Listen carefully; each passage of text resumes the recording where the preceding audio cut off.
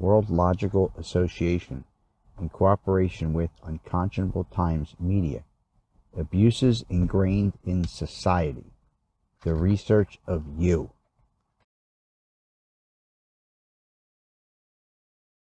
Life tools. Number 1, they're just people. Number 2, don't listen to what they say, watch what they do. Number 3, don't ever bullshit yourself. Ladies and gentlemen, we'll come to order. Mr. Cohen, I want to finalize this issue relating to your truth in testimony form. The form requires you to list your contracts or payments originating from a foreign government, not from all foreign entities. We said we would give you a chance to consult with your attorneys. Have you done that, and do you have any additional information?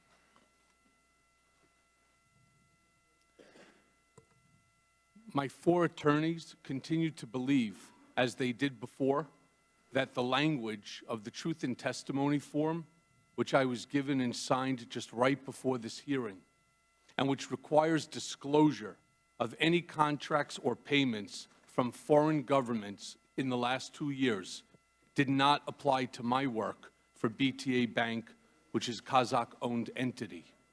They advised that had entities been intended for disclosure, that word would have been in the disclosure definition. However, if the committee's counsel has a different view that I should disclose my contract with BTA Bank, we'd be willing to do that. All right. Now, Mr. Chairman. let me finish. Sure.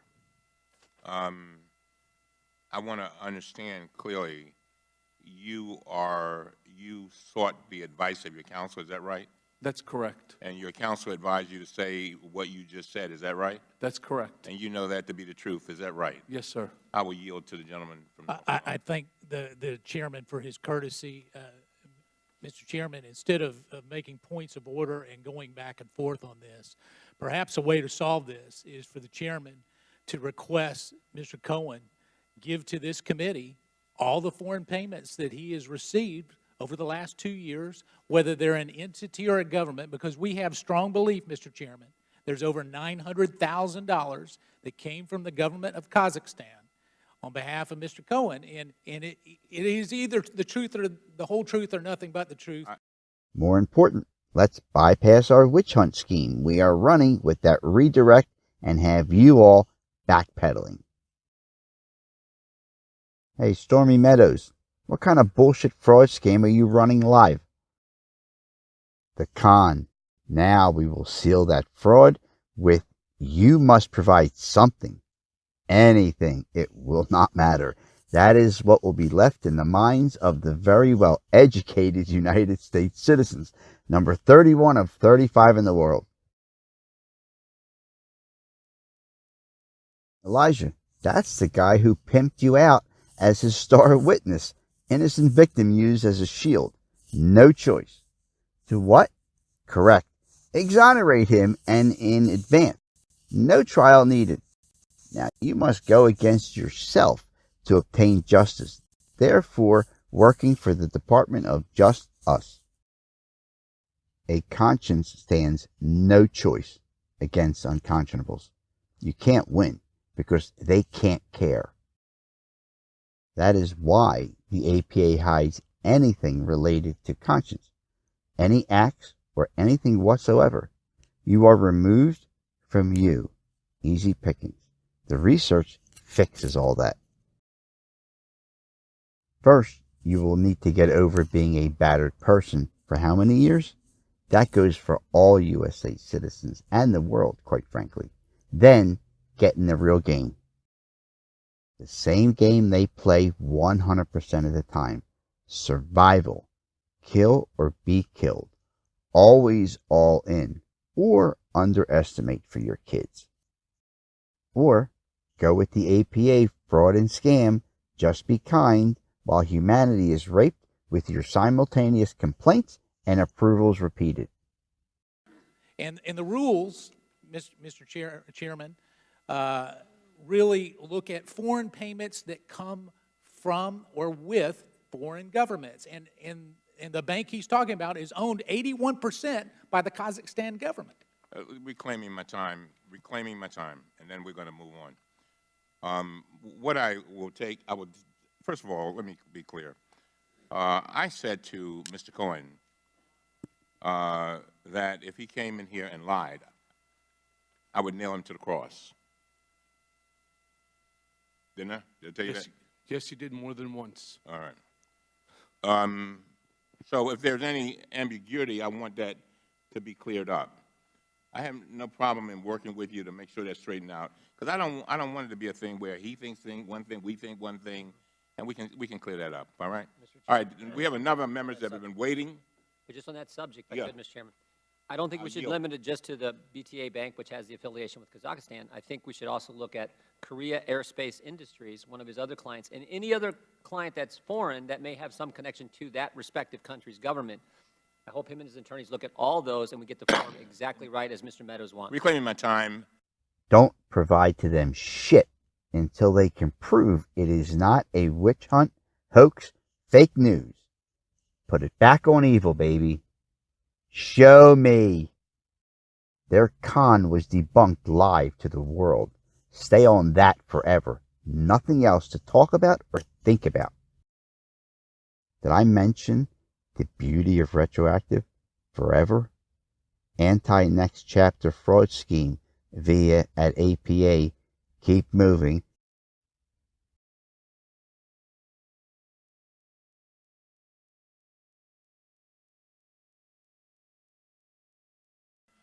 We will take that certainly under advisement. You are, I'm a man of my word. We will work with you and see what we can do to come up with that. I don't think that it's an unreasonable request. Mr. Guana. Hello, Guana? Yes, yeah. Mr. Cohen, I want to focus my questions on the smoking gun document you have provided this committee. This document is compelling evidence of federal and state crimes, including financial fraud. You provided this committee with a check from President Donald J. Trump's revocable trust account, which is marked as Exhibit 5B. It is a check for $35,000, and it is dated March 17, 2017, after the President took office. It's right now on the screen. Do you see it, sir? Yes, sir. To be clear, the Trump Revocable Trust is the trust the President set up to hold his assets after he became President. Is that correct? I believe so. Do you know why you were paid from the trust as opposed to the President's personal account? I don't know the answer to that. Did you think it was odd that he paid you once from his personal account and then he's paying you through the scheme of a trust? I'll be honest, I was just happy to get the check. Today you testified that the check was signed by Donald Trump Jr. and the Trump Organization CFO Alan Weisselberg. Is that correct? That is correct. According to the criminal charges against you, you sent monthly invoices containing false information to an individual identified as Executive 1. Weisselberg is Executive 1, correct? Yes. The criminal charge against you then states that Executive 1 forwarded your invoice to someone referred to as Executive 2. Presumably, Donald Trump Jr., who's signing this check, is Executive 2, correct? I believe so. As federal prosecutors laid out in their criminal charges, payments like this check resulted in numerous false statements in the books and records of the Trump Organization. And it's important for the American public to understand this. Nothing to do with collusion. This is financial fraud, garden variety financial fraud. It was disguised as a payment for legal services to you. But this was not a payment for legal services, was it, Mr. Cohen? No, sir. It could give rise to serious state and federal criminal liability if a corporation is cooking its books. Based on your testimony today, Donald Trump Jr. and Alan Weisselberg directed this payment to you and approved this payment. Is that right? Mr. Trump initially acknowledged the obligation, the debt. Myself and Alan Weisselberg went back to his office, and I was instructed by Alan at the time that they were going to do this over 12 installments. And what he decided to do then was to have me send an invoice, in which case they can have a check cut. And then, yes, the answer would be yes to your follow-up. And Donald Trump Jr. obviously signed off on this. Yes, well, it would either be Eric Trump, Donald Trump Jr., and or Alan Weisselberg, but always Alan Weisselberg on the check. And you think Executive 2 is Donald Trump Jr.? Yes. They knew that this payment was false and illegal, correct? I can't make that conclusion. You told Representative Kelly that the president was aware of this scheme. Is that correct? That's correct. I just want the American public to understand the explosive nature of your testimony in this document. Are you telling us, Mr. Cohen, that the president directed transactions in conspiracy with Alan Weisselberg and his son, Donald Trump Jr., as part of a criminal conspiracy of financial fraud? Is that your testimony today? Yes. And do you know if this criminal financial scheme that the president, Alan Weisselberg, and Donald Trump Jr. are involved in is being investigated by the Southern District of New York? I'd rather not discuss that question because it could be part of an investigation that's currently ongoing. But I just want the American public to understand that solely apart from Bob Mueller's investigation, there is garden variety financial fraud. And your allegation and the explosive smoking gun document suggests that the president, his son, and his CFO may be involved in a criminal conspiracy. And isn't it true, Mr. Cohen, that this criminal conspiracy that involved 4 people, that there's only one person so far who suffered the repercussions, and that's why you're in jail? We'll be going to jail, yes.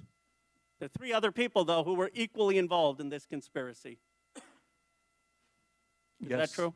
It is true. Thank you, Mr. Cohen. I yield back my time. Gomez. Thank you, Mr. Chair. Mr. Cohen, I'm going to tackle the president's tax returns. During the 2016 campaign, you said you personally wouldn't, quote, allow him to release those returns until the audits are over, unquote. For the record, nothing prevents individuals from sharing their own tax returns, even while under audit by the IRS. Mr. Cohen, do you know whether President Trump's tax returns were really under audit by the IRS in 2016? I don't know the answer. I asked for a copy of the audit so that I could use it in terms of my statements to the press, and I was never able to obtain one. Okay. So do you have any inside knowledge about what was in the president's tax returns that he refused to release? I do not. Can you give us any insight into what the real reason is that the president has refused to release his tax returns? Statements that he had said to me was that what he didn't want was to have an entire group of think tanks that are tax experts run through his tax return and start ripping it to pieces, and then he'll end up in an audit, and he'll ultimately have taxable consequences, penalties, and so on. So that's an interesting point, that basically he said he didn't want to release his tax returns because he might end up in an audit. So could you presume from that statement that he wasn't under audit? I presume that he's not under audit. And the reason why I bring this up, because I'm also the only Democrat on this committee that also serves on the Committee of Ways and Means. It's the chief tax writing committee in the House of Representatives. And it's the only committee in the House of Representatives that has jurisdiction to request an American's tax returns, and that includes the President of the United States. My constituents need to know whether the president has financial ties that are causing him to protect his own bottom line rather than the best interests of this country. Can he be blackmailed because of his financial and business ventures, including by foreign governments? And I know the opposition is the first thing they're going to ask or say is that he released his financial disclosure forms. But I believe that there's other things we can learn from his taxes. Do you have any idea what we can learn in his tax returns if we actually got our hands on them? No, I've seen them. I just have never gone through them. They're quite long. Quite long. One of the things I also find ironic is the way they're kind of attacking you is to undermine your credibility. is one of the ways, is by saying that you committed bank fraud and tax evasion. And the reason why is a big deal is that it really goes down to a person's character when it comes to taxes. But yet the Republican minority has never asked to see his taxes, right? Something that for 40 years, Democrats and Republicans alike have released their tax returns to prove to the American people that they didn't have financial interests that would be leverageable by a foreign government. But this minority refuses to ask for his tax returns. I also want to kind of go on. I'm noticing a pattern. About the president and those in his inner circle. Special counsel Robert Mueller's team has indicted or received guilty pleas from 34 people and 3 companies that we know of, the latest being long-term Trump advisor Roger Stone. That group includes 6 former Trump advisors. It appears that the president has a fondness for entrusting those who will, 1, lie for him, 2, break the law for him, 3, cheat the system for him. Essentially, he wants to surround himself with people who are just like him. Would you agree with that statement? From the facts and circumstances, it appears so. Mr. Cohen, the American people have a lot of questions when it comes to this president, to his conduct. When he went to Helsinki and he bowed before Vladimir Putin. And nobody can really understand why he acts the way he acts. And we believe that the way we get those answers is really looking at everybody that surrounds him, who he's been associated with, and his tax returns, because that is the only way that we can get down to the bottom line. Thank you, and I yield back. Mr. Chairman? Thank you. Mr. Chairman, I have a unanimous consent request. All right, go ahead. I ask unanimous consent that we read into for the record, a tweet from Dr. Darrell Scott, which says, Michael Cohen asked, no, begged me repeatedly to ask POTUS to give him a job in the administration. He is still lying under oath. I ask unanimous consent. No objection. I have one more from Bob Deedle. Getting sick watching these hearings. I know Michael Cohen personally for many years, and he told me several times that he was very angry and upset that he didn't get a post in the White House, and that he, quote, would do what he has to do now to protect his family, close quote. I ask that that No be. objection. Mr. Chairman. I thank you. Mr. Chairman, 2 quick ones. And then if we got other ones, we're going to do you, Mr. Ranking Member, then we'll do the other ones at the end, because I have some things, too, that I want to get in. Go ahead. All right. I ask unanimous consent that an article in Salon Magazine written by Stanley Brand, former House counsel to Tip O'Neill, titled the article is Oversight Committee Session with Michael Cohen Looks Like an Illegitimate Show Hearing. Without objection, so ordered. I ask unanimous consent that a letter that Mr. Meadows and I sent to you, the chairman, requesting that you call Deputy Attorney General Rod Rosenstein to testify at this hearing also be part of the record. Thank you, Part Mr. of the Chairman. record. Mr. Chairman, can I respond? Just 1 second, all right? The article by Mr. Brand. Yep. I just want to deal with this one right away. When we saw that article, Mr. Ranking Member, we knew that it was inaccurate. I mean, just on basics. I mean, the cases that Mr. Brand used are definitely distinguishable for what's going on here. And so we got Irvin B. Nathan, former general counsel of the House from 2007 to 2010, and she says, in short, the committee has ample jurisdiction and responsibility to hear and consider the upcoming voluntary testimony of Mr. Cohen. That's dated February 25th, 2019, and I want to enter that into record without objection. So ordered. Where are we? Ms. Ocasio-Cortez. Thank you, Mr. Chair. Mr. Cohen, I'd like to quickly pick up on some previous lines of questioning before getting into my own, so I may go a little quickly to get it all in 5 minutes. First, my colleague from Vermont had asked you several questions about AMI, the parent company of the National Enquirer. And in that, you mentioned a treasure trove, a quote, treasure trove of documents. in David Pecker's office relating to information assembled from all these catch-and-kill operations against people who potentially had damaging information on the president. You also mentioned that the president was very concerned about the whereabouts of these documents and who possessed them. Does that treasure trove of documents still exist? I don't know. I had asked David Pecker for them. So you would say the person who knows the whereabouts of these documents would be David Pecker? David Pecker, Barry Levine, or Dylan Howard. Okay, thank you. Secondly, I want to ask a little bit about your conversation with my colleague from Missouri about asset inflation. To your knowledge, did the president ever provide inflated assets to an insurance company? Yes. Who else knows that the president did this? Alan Weisselberg, Ron Lieberman, and Matthew Calamari. And where would the committee find more information on this? Do you think we need to review his financial statements and his tax returns in order to compare them? Yes, and you'd find it at the Trump org. Thank you very much.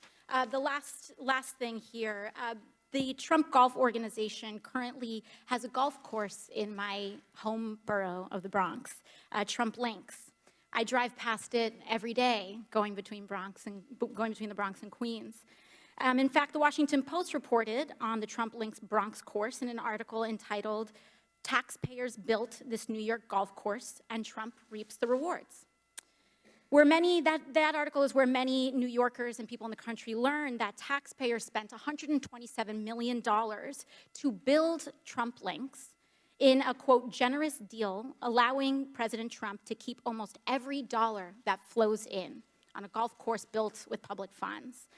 And this doesn't seem to be the only time the president has benefited at the expense of the public. Mr. Cohen, I want to ask you about your assertion that the president may have improperly devalued his assets to avoid paying taxes. According to an August 21st, 2016 report by the Washington Post, while the president claimed in financial disclosure forms that Trump National Golf Club in Jupiter, Florida, was worth more than $50 million, he had reported otherwise to local tax authorities that the course was worth, quote, no more than $5 million. Mr. Cohen, do you know whether this specific report is accurate? It's identical to what he did at Trump National Golf Club at Briarcliff Manor. Do you know, to your knowledge, was the president interested in reducing his local real estate bills, tax bills? Yes. And how did he do that? What you do is you deflate the value of the asset, and then you put in a request to the tax department for a deduction. Thank you. Now, in October 2018, the New York Times revealed that, quote, President Trump participated in dubious tax schemes during the 1990s, including instances of outright fraud that greatly increased the fortune he received from his parents. It further stated from Mr. Trump, quote, he also helped formulate a strategy to undervalue his parents' real estate holdings by hundreds of millions of dollars on tax returns, sharply reducing his tax bill when those properties were transferred to him and his siblings. Mr. Cohen, do you know whether that specific report is accurate? I don't. I wasn't there in 1990s. Who would know the answer to those questions? Alan Weisselberg. And would it help for the committee to obtain federal and state tax returns from the president and his company to address that discrepancy? I believe so. Thank you very much. I yield the rest of my time to the chair. Ms. Presley. Thank you, Mr. Chairman. One more time, Mr. Chairman, I just want to thank you for your leadership and the way in which you comport yourself. And I know there are some that would have you believe that the more you say something, the more true it is. But in fact, this committee, thanks to your leadership and our Democratic majority, has been doing the work of the American people. Before this committee alone, we looked at the issue of making Election Day a federal holiday, reducing drug pricing, and pursued subpoenas to reunite families. And just recently, before we returned here, tried to pass a universal background check gun bill. So we are doing the business of the American people, including today. It has been said that the best sunlight is said to be the best of disinfectants. Electric light is the most efficient policeman. Well, let there be light. Because the point of oversight is for us to pursue the trust, to pursue the truth and justice for the American people. to understand if lies, deceit, and corruption are threatening American democracy and indeed our safety. Mr. Chairman, charities should not be abused as personal piggy banks. It is both against the law and extremely unfair to charities that play by the rules. A line of questioning that we have not yet addressed and we've been glaringly absent in tackling is that of the abuses of the Trump Foundation. Now, the President's Charitable Foundation agreed to dissolve in response to an ongoing investigation and lawsuit by the New York Attorney General. The New York Attorney General found what it called, quote, clear and repeated violations of state and federal law, including, quote, repeated and willful self-dealing by the Trump administration. Apologies, by the foundation. If I understand your opening statement correctly, in mid-2013, you arranged for a straw purchaser to bid $60,000 for a portrait of Mr. Trump painted by the artist William Quigley at a charity auction. Is that correct? That's correct. Why would the president want to bid up the price of something that he was ultimately paying for? It's all about ego. How was it paid for? I believe it was paid for by a check from the trust. And abuse, and again, you know, this is not a partisan pursuit here. I think ultimately what we're demonstrating is patriotism. This is about what is right and just for the American people. Did the straw purchaser purchase the painting and then the foundation funds reimburse the straw purchaser? Can you explain the mechanics of that payment? I'm not involved with the foundation. Okay. Did the president know what was happening? Oh, yes. And how did you know he knew what was happening? Because he tasked me to find the straw bidder to ensure that his painting, which was going last in the auction, would go for the highest amount of any of the paintings that had been put on the auction block for the day. And what happened to the painting? I believe it's in one of the clubs. Okay. According to the New York Attorney General in March 2014, Mr. Trump again used the foundation to pay $10,000 for the winning bid on another portrait of Mr. Trump that ended up as decor in one of his golf courses in Miami. Mr. Cohen, are you familiar with that transaction? Yes. Are you aware of any other instances where the Trump Foundation was used to benefit the Trump family? Yes. Could you elaborate? So there was a contract that I ended up creating on Mr. Trump's behalf for, it was a Ukrainian oligarch by the name of Viktor Pinchuk. And it was that Mr. Trump was asked to come and to participate in what was the Ukrainian-American Economic Forum. Unfortunately, he wasn't able to go, but I was able to negotiate 15 minutes by Skype where they would have a camera very much like, a television camera very much like that one, and they would translate Mr. Trump to the questioner, and then he would respond back. And I negotiated a fee of $150,000 for 15 minutes. I was directed by Mr. Trump to have the contract done in the name of the Donald J. Trump Foundation, as opposed to Donald J. Trump for services rendered. Thank you. Any other abuses of the foundation that you'd like to share? Again, it is against the law, and again, extremely unfair to charities that are playing by the rules. Not at this time, but if I think of one, I'll Okay. pass it along. And then for the balance of my time, would you agree that someone could deny rental units to African Americans, lead the birther movement, refer to the diaspora as shithole countries, and refer to white supremacists as fine people, have a black friend, and still be racist? Yes? I agree. Gentlelady's time is expired. You may answer the question. I did, yes. Oh, okay. Mr. Chairman, I have two unanimous consent. Since we're finishing up, before we get done, I want to go ahead and. Okay, just give me 1 second. I just wanted Yes, sir. I wanted to get to Ms. Talib, and then I'll come to you. Okay, Ms. Talib. I mean, they've been waiting here all day. Ms. Talib. Thank you, Mr. Chairman. Thank you, all of you, for centering this committee on our sole purpose is exposing the truth. And some of my colleagues can't handle the truth, and this is unfortunate because it's the center of what is protecting our country right now. The people at home are frustrated, Mr. Cohen, and they want criminal schemes to stop, especially those from the Oval Office. Mr. Cohen, I am upset and know that my residents feel the same way, that a man you worked for the past 10 years is using the most powerful position in the world to hurt our country solely for personal gain.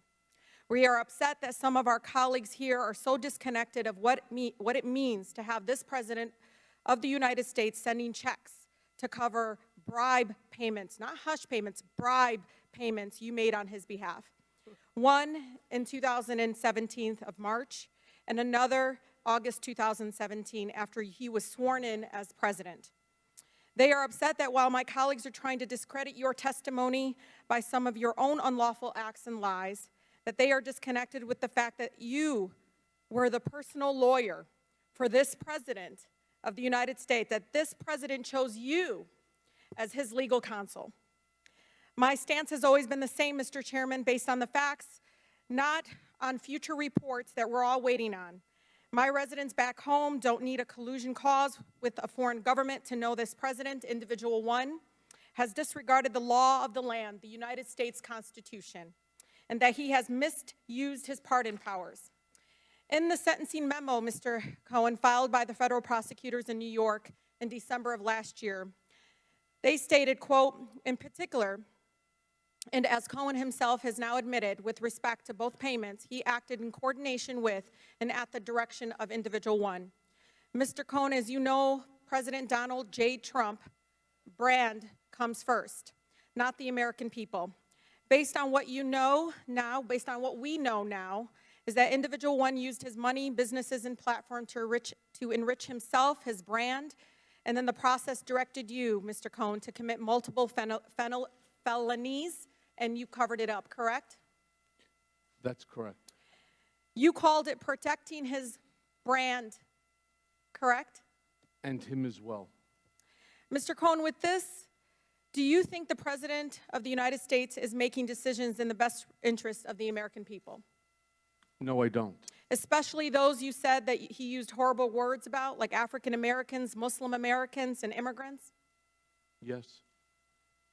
Just to make a note, Mr. Chairman, just because someone has a person of color, a black person working for them, does not mean they aren't racist. And it is insensitive that some would even say it's the fact that someone would actually use a prop, a black woman, in this chamber, in this committee, is alone racist in itself. Donald Trump is setting a precedent. Mr. Chairman, I ask that her words be taken down. Donald Trump is setting a precedent. I reclaim my time. Mr. Chairman. Trump is setting a precedent. Mr. That Chairman. the highest office can be attained. Mr. Chairman, the through rules illegal are clear. activity. Cover up and hold on to business assets to break campaign finance laws and constitutional clauses. What we have here, Mr. Chairman, is criminal conduct and the pursuit of the highest public office by Mr. Cohen and Individual 1. I hope that the gravity of this situation hits everyone in this body and in Congress and across this country. Thank you, Mr. Chairman. I yield the rest of my time. Mr. Chairman, I ask that her words, when she's referring to an individual member of this body, be taken down and stricken from the record. I'm sure she didn't intend to do this, but if anyone knows my record as it relates, it should be you, Mr. Chairman. Chairman, I would like to, Hold on. I want the words read back. No. We want to know exactly what she Excuse said me. about a colleague. Excuse me. Would you like to rephrase that statement, Ms. Tlaib? Thank you, Mr. Chairman. I can actually read it from here.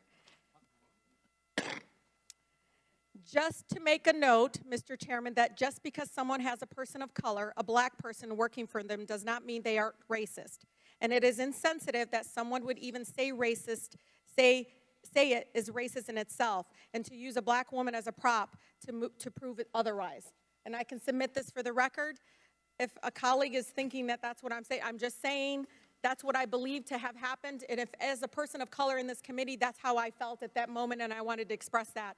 But I am not calling the gentleman, Mr. Meadows, a racist for doing so. I'm saying that in itself, it is a racist act. Well, I hope not, Mr. Chairman, because I need to be clear on this particular. Mr. Chairman. Mr. Meadows, wait a minute. I've defended you with false accusations. Mr. Meadows, I'm the chair. Yes, sir, you are. Thank you. I will clear this up. Now, Ms. Tlaib, I want to make sure I understand. You were not intending to call Mr. Meadows a racist, is that right? No, Mr. Chairman, I do not call Mr. Meadows a racist. no, I am trying, wait a minute, hold as a on. person of color, Mr. Chairman, just to express myself and how I felt at that moment. And so, just for the record, that's what was my intention. All right. All right. Mr. Meadows. Mr. Chairman, there's nothing more personal to me than my relationship. My nieces and nephews are people of color. Not many people know that. You know that, Mr. Chairman.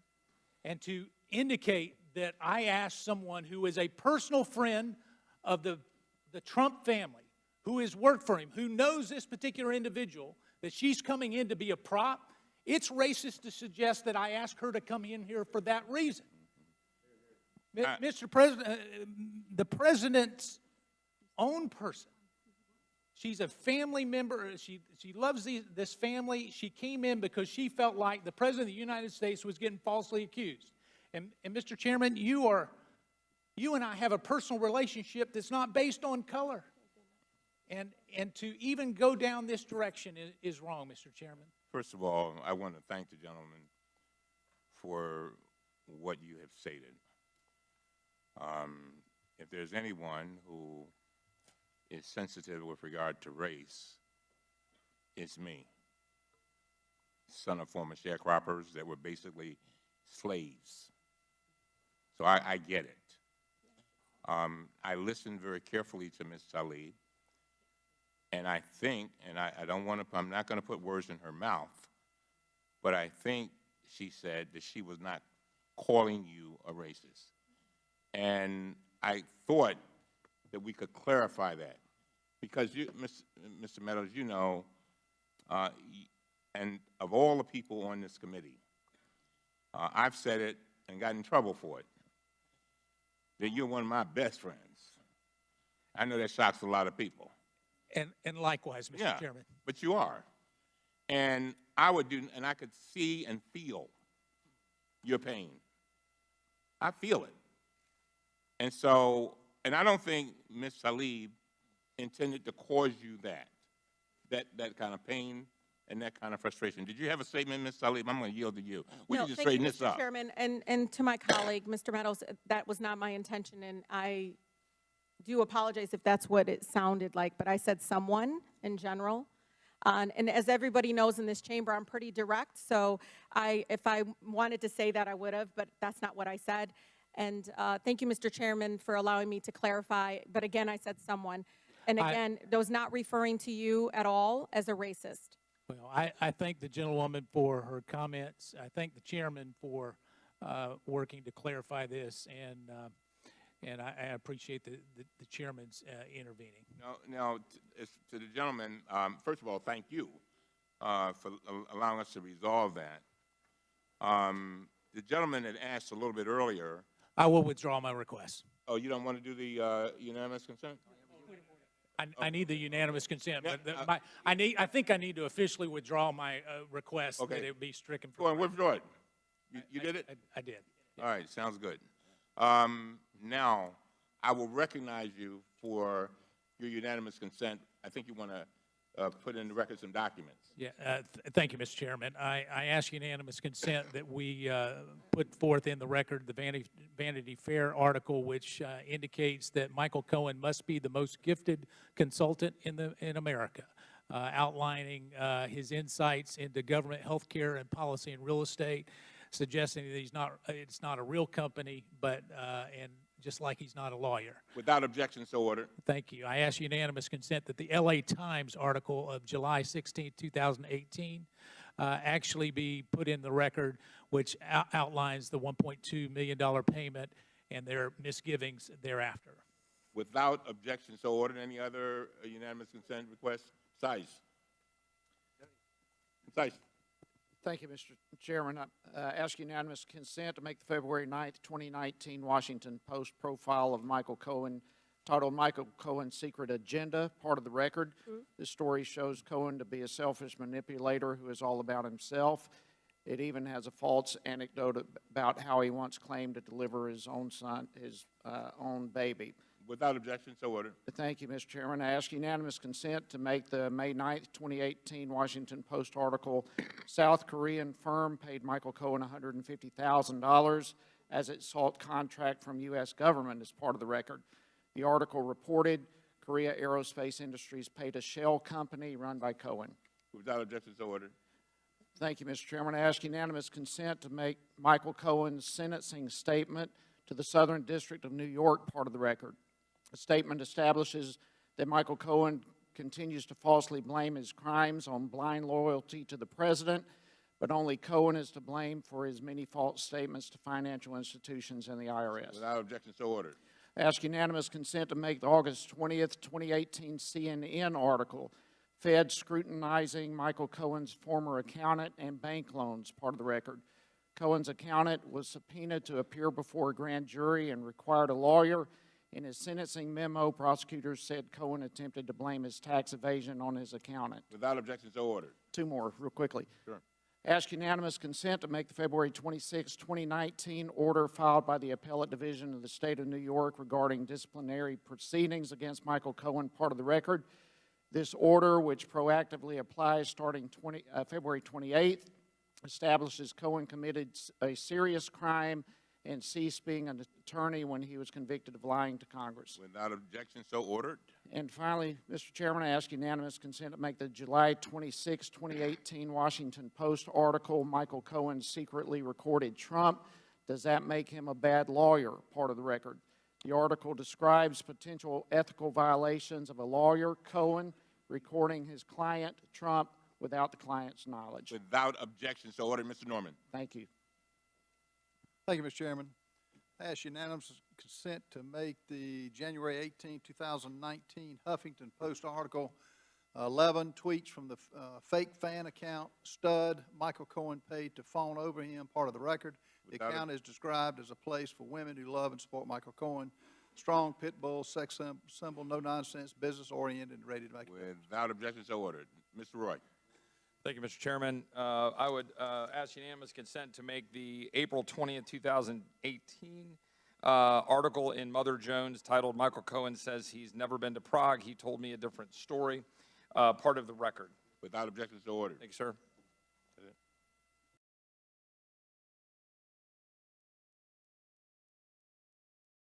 No, asswipe. You provide the proof of your witch hunt, you slimeball. Your evilness is trapped forever. Game is over. Elijah, the promised land is not being known as the witness to a racist in Khan's default. Don't ask, just take. Elijah, if the shoe were on the other foot, it carries the identical 0% odds as Mitch McConnell doing anything regarding firearms or against his handlers. Welcome to the United States of criminal syndicates throughout these gutted states, through the towns, counties, cities, and states. Cancer agents at work. As the conscience is conned to defend and go to war for unconscionables. They are all human posers. Once you understand the level of abuse forced upon you at that moment of witness, as the agenda base it was. A conscience can't do that. Better yet, you can now watch evil's live reactions. Trapped rat. Look, people work so hard to not involve their family members. Yes? This Meadows for Hire slug, the moment it has a tool value, it is played. All is inventory. Family is their biggest con game of all, their breeding grounds. Then they feed off of the we're blood stuff too. 24/7 cons for life. Welcome to Trapped Rats Viewing, live and at your own pace. Oh, and wait until you see the retroactives with your new Reality Boulevard lenses. This is not about the United States of America, rather where they can't compete. 2020 Vision of Humanity. Kids, That's all there is to discuss. Nothing can work without that priority. Evil will never allow it. Now what? Bullies keep going. 2020, Vision of Humanity. Very well. Mr. Cohen, I have some concluding remarks. But before I do that, do you have anything you'd like to say? Yes, Mr. Chairman, I would. I have some closing remarks I would like to say myself. Is this an appropriate time? You can do it now. Thank you. So first I want to thank you, Chairman, because I appreciate the opportunity to share some final thoughts. I have acknowledged I have made my own mistakes, and I have owned up to them publicly and under oath. But silence and complicity in the face of the daily destruction of our basic norms and civility to one another will not be one of them. I did things and I acted improperly, at times at Mr. Trump's behest. I blindly followed his demands. My loyalty to Mr. Trump has cost me everything: my family's happiness, friendships, my law license, my company, my livelihood, my honor, my reputation, and soon my freedom. And I will not sit back, say nothing, and allow him to do the same to the country. Indeed, given my experience working for Mr. Trump, I fear that if he loses the election in 2020, that there will never be a peaceful transition of power. And this is why I agreed to appear before you today. In closing, I'd like to say directly to the President, we honor our veterans even in the rain. You tell the truth even when it doesn't aggrandize you. You respect the law and our incredible law enforcement agents. You don't villainize them.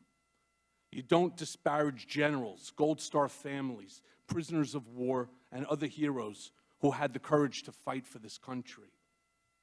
You don't attack the media and those who question what you don't like or what you don't want them to say. And you take responsibility for your own dirty deeds. You don't use your power of your bully pulpit to destroy the credibility of those who speak out against you. You don't separate families from one another or demonize those looking to America for a better life. You don't vilify people based on the God they pray to, and you don't cuddle up to our adversaries at the expense of our allies. And finally, you don't shut down the government before Christmas and New Year's just to simply appease your base. This behavior is churlish, it denigrates the office of the President, and it's simply un-American. And it's not you. So to those who support the President and his rhetoric, as I once did, I pray the country doesn't make the same mistakes that I have made or pay the heavy price that my family and I are paying. And I thank you very much for this additional time, Chairman. Thank you very much. The ranking member has a closing statement. Thank you, Mr. Chairman. We know Mr. Cohen has been dishonest in the past. That's why he's going to prison in 2 months. But there are things today that he said during the several hours of questioning that just don't add up either. He said he never defrauded any bank when he was having a conversation questioning from Mr. Comer. Obviously, that's not true because he's going to prison for that very offense. He said today he was a good lawyer who understood the need to represent his client with legal advice. But in his written testimony, he said he never bothered to consider whether payments to women were improper, much less the right thing to do. He attested in his signed truth and testimony form that he did not have any reportable contracts with foreign government entities. Earlier, he admitted to having consulting agreements with at least 2 foreign entities owned in part by foreign governments, BTA Bank of Kazakhstan and Korea Aerospace Industries of South Korea.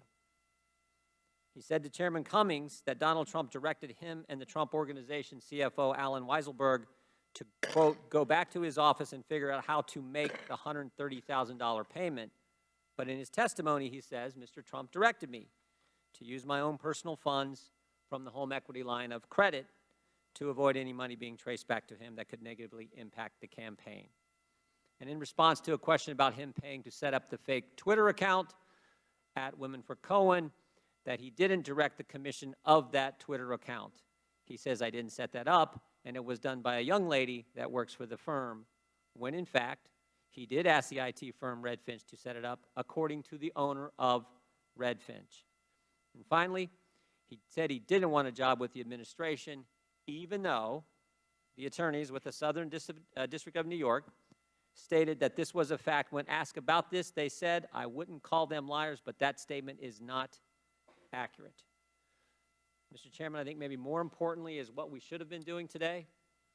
Mr. Meadows and I sent you a letter asking you to have Mr. Rosenstein here.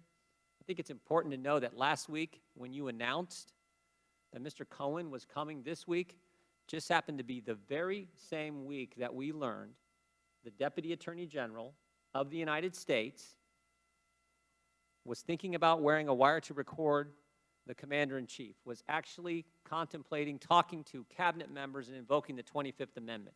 That's what we should be focused on, not this sad display we've had to go through the last several hours. And again, it's not my words. You can take the words of the former General Counsel for the House of Representatives under Tip O'Neill.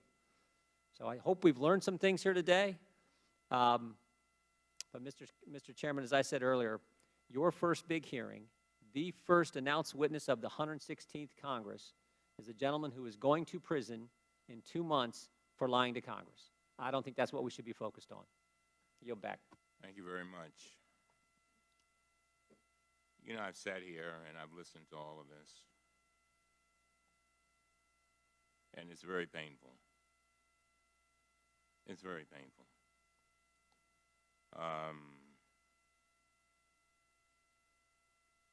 You made a lot of mistakes, Mr. Cohen, and you've admitted that. And, you know, one of the saddest parts of this whole thing is that some very innocent people are hurting too. And you acknowledge that. And that's your family. And so you come here today and I deep in my heart, you know, and when I practiced law, I represented a lot of lawyers who got in trouble. And you've come saying I had made my mistakes, but now I want to change my life. And you know, if we as a nation did not give people an opportunity after they made mistakes to change their lives, a whole lot of people would not do very well. I don't know where you go from here. As I sat here and I listened to both sides, I just felt as if, and you know, people are now using my words that they took from me, that didn't give me any credit. We're better than this. We are so much, we really are. As a country, we are so much better than this. And, you know, I told you, and for some reason, Mr. Cohen, I tell my children, I say when bad things happen to you, do not ask the question, why did it happen to me? Ask the question, why did it happen for me? I don't know why this is happening for you, but it is my hope that a small part of it is for our country to be better. If I hear you correctly, it sounds like you're crying out for a new normal, for us getting back to normal. It sounds to me like you want to make sure that our democracy stays intact. The one meeting I had with President Trump, I said to him, the greatest gift that you and I, Mr. President, can give to our children is making sure that we give them a democracy that is intact. A not democracy better than the one that we came upon. And I'm hoping that the things you said today will help us begin to get back there. You know, I mean, come on now. I mean, when you got, according to the Washington Post, our president has made at least 8,718 false or misleading statements.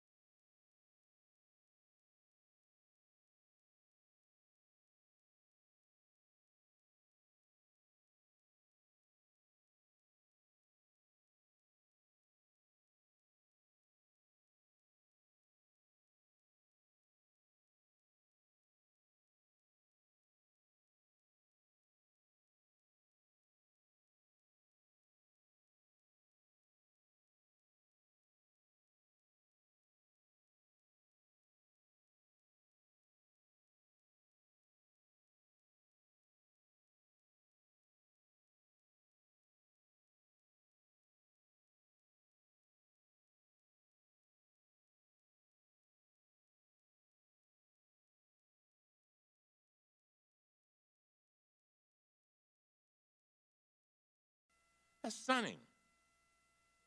That's not what we teach our children. I don't teach mine that. And for whatever reason, sounds like you got caught up in it. You got caught up in it. You got caught up in it. And some kind of way, I hope that you will, I know that it's painful going to prison. I know it's got to be painful being called a rat. And let me explain. A lot of people don't know the significance of that, but I live in the inner city of Baltimore. All right? And when you call somebody a rat, that's one of the worst things you can call them, because when they go to prison, that means a snitch. I'm just saying. And so the president called you a rat. We're better than that. We really are. And I'm hoping that all of us can get back to this democracy that we want and that we should be passing on to our children so that they can do better than what we did. And so you wonder whether people believe you. I don't know. I don't know whether they believe you. But the fact is that you come, you have your head down, and this has got to be one of the hardest things that you could do. Let me tell you the picture that really, really pained me. You were leaving the prison, you were leaving the courthouse, and I guess it's your daughter had a braces or something on. Man, that thing hurt me. As a father of 2 daughters, it hurt me. And I can imagine how it must feel for you.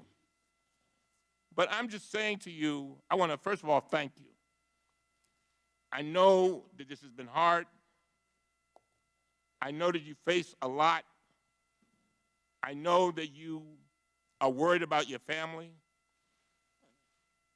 But this is a part of your destiny.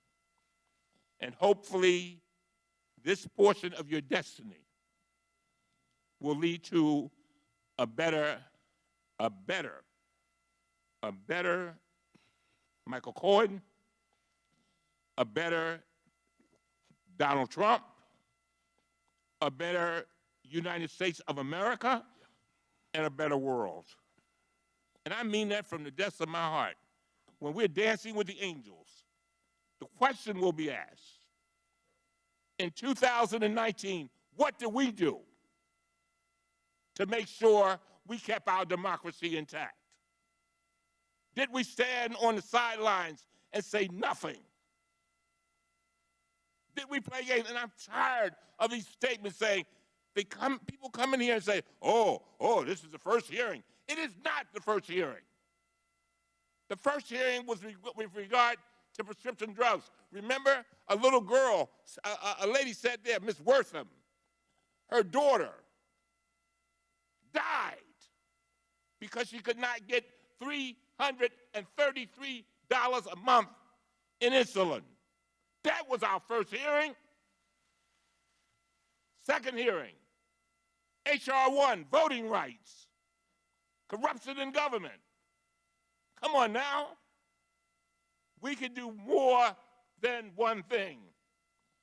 And we have got to get back to normal. With that, this meeting is adjourned.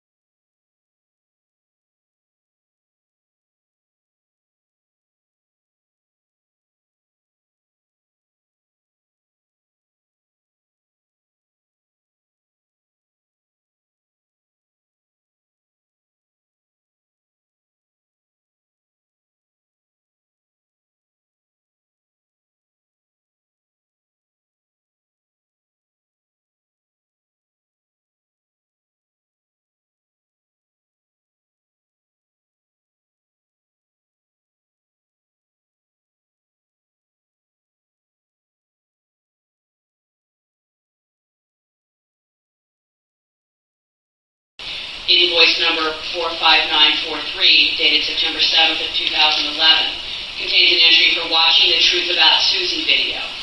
There should be no video. No one should be watching the video. Dear Judge Tessenza, apparently, you were also speaking of this video, as well. Reality is a problem. However, Mr. Carney's confession to reviewing the videos further confirms his constant suborning of perjury. Exposing that is also apparently a problem.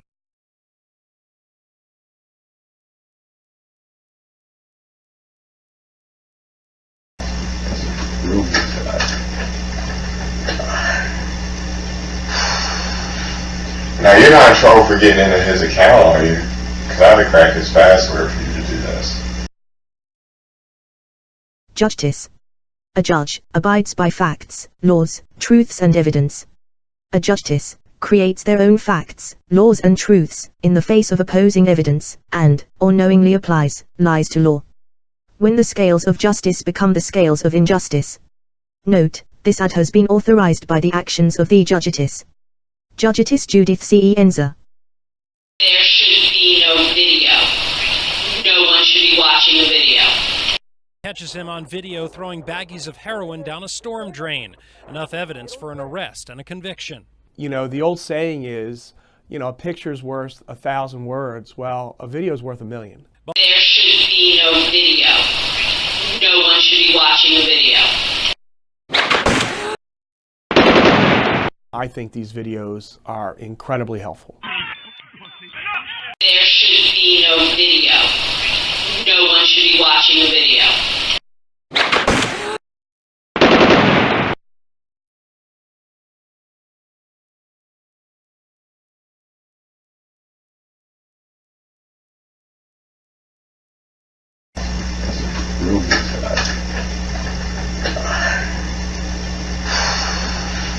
Now, you're not in trouble for getting into his account, are you? Because I had to crack his password for you to do this.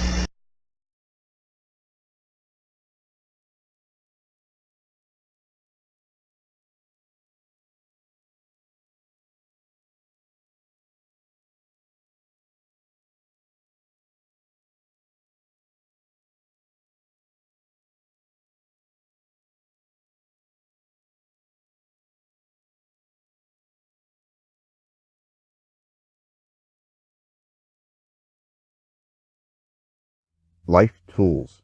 Number 1, they're just people. Number 2, don't listen to what they say, watch what they do. Number 3, don't ever bullshit yourself.